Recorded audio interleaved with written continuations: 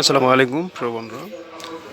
এই মুহূর্তে আপনারা দেখতে পাচ্ছেন আমার হাতে একটি জিরিএল G603 মডেলের একটি ফোন। এই ফোনটির সমস্যা হচ্ছে এই ফোনটি চালু হওয়ার পরে পুরো বাটন কাজ করে না, আর সব হ্যাং হয়ে যায়।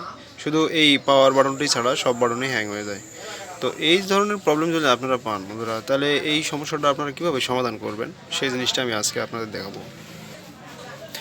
তো আমরা ফোনটিকে খুলে নেব। এখান থেকে খুলে নেওয়ার পরে আমরা আইসিটিকে যেটি সিপিইউ আছে, সিপিইউটাকে আমরা রিভলভ করব। রিভলভ করে লাগানোর পর যদি আমার কাজ হয় তাহলে এই কাজ আমাদের হয়ে যাবে। আর যদি এটি কাজ না করে তাহলে বন্ধুরা অবশ্যই আমাদের সিপিইউটি চেঞ্জ করতে হবে, এবং সিপিইউটি চেঞ্জ করে এখানে ফ্লাশ করলেই কিন্তু আমাদের কাজটি হয়ে যাবে। আশা করব বন্ধুরা ভিডিওটি আপনারা শেষ পর্যন্ত দেখবেন এবং ভিডিওটি সাবস্ক্রাইব করবেন এবং লাইক দেবেন।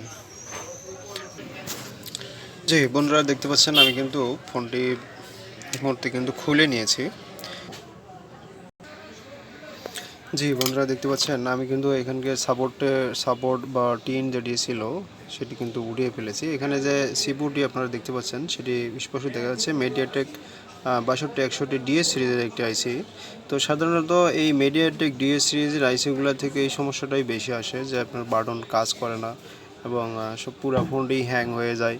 তো আমরা যদি রিভলভ করে বসিয়ে দেই তাহলে কাজটি হওয়ার চান্স আছে, তা না হলে আমাদের আইসিটি চেঞ্জ করতে হয় বন্ধুরা। আমি এই মুহূর্তে আইসিডি আমি উঠাবো, উঠানোর পরে আমি এটিকে রিভলভ করে তারপরে বসিয়ে আপনাদের দেখাবো। তো বন্ধুরা, ভিডিওটা আমি স্কিপ করেছিলাম। আমি আইসিটি এখানে অলরেডি রিভলভ করেছি, রিভলভ করে আবার আইসিটি এখানে আমি ইনস্টল করে দিয়েছি। তো আমি এখন একটু এখানে থিনার ইউজ করব,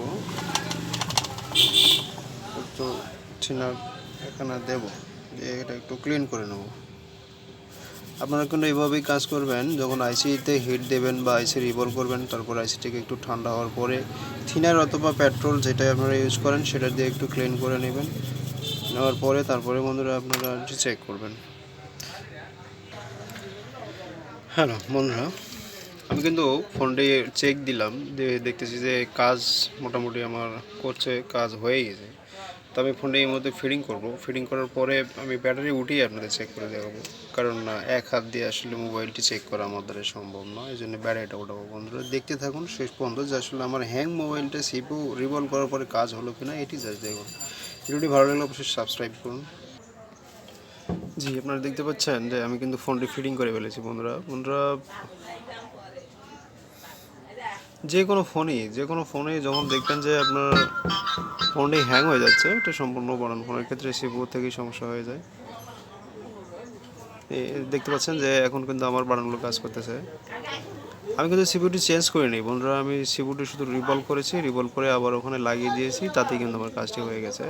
তো বিশেষ করে এই মিডিয়াটেক সিপিইউগুলাই কিন্তু সমস্যা করে, বিশেষ করে বাটন ফোনের ক্ষেত্রে এই আইসিগুলো কী হয় যে চার্জ শো হচ্ছে, চার্জ লাগিয়ে দিলে সেটি বন্ধ অবস্থায় চার্জে লাগিয়ে দিলে চার্জ শো করে কিন্তু সেট চালু হয় না।